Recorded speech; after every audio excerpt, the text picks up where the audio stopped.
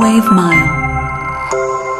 بسم الله الرحمن الرحيم والذين معه أشداء على الكفار رحماء بينهم تراهم ركعا سجدا يبتغون فضلا من الله ورضوانا صدق الله العظيم.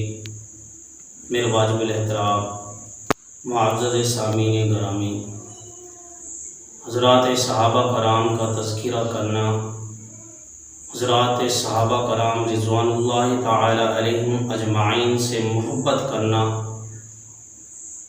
دنیا کے اندر رہ کر صحابہ کے طرز عمل پر زندگی گزارنا، یہ صحابہ کا طریقہ تھا. اور اس طریقے سے صحابہ کرام رضوان اللہ تعالی علیہم اجمعین نے نبی محترم صلی اللہ علیہ وسلم کا طریقہ اپنایا، اور آپ علیہ الصلوۃ والسلام نے اللہ کے حکموں کو بجا لا کر زندگی گزاری. جو اللہ حکم کرتے اس طریقے سے نبی محترم صلی اللہ علیہ وسلم زندگی گزارا کرتے تھے، اور صحابہ کرام نے اسی طریقے سے زندگی گزاری. اللہ کی قسم، زندگی کے اندر صحابہ کرام کی قربانیوں کو دیکھا جائے، اگر صحابہ کرام کی قربانیوں کو گنا جائے تو اللہ کی قسم کتابیں ختم ہو جائیں گے، اوراق ختم ہو جائیں گے. ان درخت جتنے بھی دنیا کے اندر درخت موجود ہیں، ان کی کلمیں بنا کر تمام دریاؤں کی پانیوں کی شاہی بنا کر اور اس سے لکھی جائے منقبت صحابہ کو اور عظمت صحابہ کو لکھا جائے تو اللہ کی قسم یہ ختم ہو جائیں گے، شاہی ختم ہوگی اور درختوں کی کلمیں ختم ہو جائیں گی اور اس طریقے سے اوراق ختم ہو جائیں گے، لیکن عظمت صحابہ اور منقبت صحابہ ختم نہیں ہوگی. کیونکہ دین کے اندر صحابہ نے اس طریقے سے زندگی گزاری تھی کہ صحابہ ایک دن کا مشغلہ بن کر چلے تھے. اور میں قربانی بیان کرتا چلا جاؤں، حضرت بلال حبشی رضی اللہ تعالیٰ عنہ کو کہ تپتی ہوئی ریت پر لٹایا جاتا، اللہ کی قسم تپتی ہوئی ریت پر لٹایا جاتا اور اس کو کہا جاتا تھا کہ آد کرنا چھوڑ دے، ایک اللہ کو ماننا چھوڑ دے، نبی کو ماننا چھوڑ دے، نبی کی محبت کو چھوڑ دے. حضرت بلال حبشی رضی اللہ تعالیٰ عنہ کے ان تکلیفوں کو برداشت کرتے ہوئے زبان سے ایک ہی لفظ نکلا کرتا تھا، میں ایک اللہ کو بھی مانوں گا اور اس طریقے سے نبی کی محبت کو بھی نہیں چھوڑوں گا اور نبی کو ماننا بھی نہیں چھوڑوں گا. تکلیفوں کو برداشت کرتے ہوئے، مشقتوں کو برداشت کرتے ہوئے دنیا سے چلے گئے. اللہ کی قسم، میں قاری قرآن حضرت خباب رضی اللہ تعالیٰ عنہ کا تذکرہ کرنے لگا ہوں، جس کو تپتے ہوئے انگاروں پر لٹایا گیا تھا. کیونکہ قرآن کو چھوڑ دے تو قرآن کی تلاوت کرنا چھوڑ دے.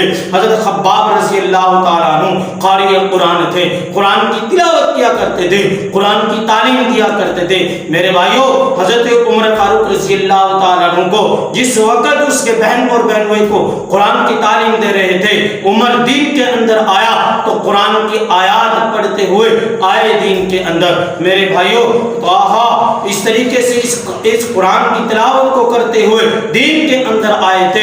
حضرت قاری قرآن حضرت خباب رضی اللہ تعالیٰ عنہ کو تپتے ہوئے انگاروں پر لٹایا گیا. یہ قربانی اللہ کی قسم آج تک فضائل اعمال کے اندر لکھی ہوئی ہے. اور اسی طریقے سے بہت سے صحابہ کرام ہیں جن کو مشقتوں کے ساتھ اور اس دنیا سے رخصت کیا گیا. حضرت عامر بن فہیرہ رضی اللہ تعالیٰ عنہ کو اس طریقے سے شہید کیا گیا اور یہ دل میں سوچا کہ اس کے کلیجے کے اندر شراب پئیں گے. میرے بھائیوں، اللہ نے حفاظت کر کے دکھائی اور شہد کی مکھیوں کے ذریعے سے اللہ نے حفاظت کی اپنے صحابی رسول کے، اپنے محبوب بندے کے، اپنے نبی محترم کے، صحابہ کی حفاظت کرتے ہوئے اللہ نے اپنے بندے کی اس شہد کی مکھی کے ذریعے حفاظت کی. میں کس کی صحابی کا تذکرہ کروں؟ اللہ کی قسم اپنے دل کے اندر صحابہ کی محبت کو بٹھا لو، صحابہ کی عظمت کو اپنے اندر لے لو. اللہ کی قسم اگر صحابہ سے محبت اور عقیدت ہمارے دل کے اندر آ گئی تو اللہ کی قسم یہی ہماری کل قیامت کے دن کامیابی کا ذریعہ ہوگا. اور اللہ کی عدالت کے اندر 3 صف ہوں گی، جن میں ایک صف انبیاء علیہ السلام کی ہوگی اور دوسری صف صحابہ کرام رضوان اللہ تعالی علیہم اجمعین کی ہوگی، اور تیسری صف ان کی ہوگی جو صحابہ سے محبت اور عقیدت رکھا کرتے تھے، اللہ کے نبی سے محبت اور عقیدت رکھا کرتے تھے اور دین کا کام کیا کرتے تھے، نیک عمل کیا کرتے تھے۔ میرے بھائیوں، تیسری صف کے اندر ان صحابہ کے غلاموں کا نام ہوگا، ان سب کے اندر یہ غلامان صحابہ کھڑے ہوں گے۔ اسی طریقے سے میرے بھائیوں میں کیا بتاؤں، حضرت حق نواز جھنگی شہید رحمت اللہ علیہ سے لے کر جتنے بھی قائدین آج دنیا سے چلے گئے، یہ اس سب کے اندر ہوں گے۔ میرے بھائیوں، میں آپ سے درخواست کرتا ہوں کہ آپ بھی صحابہ کی محبت اور عقیدت آپ اپنے دل میں بٹھا لو۔ واخر دعوانا الحمدللہ۔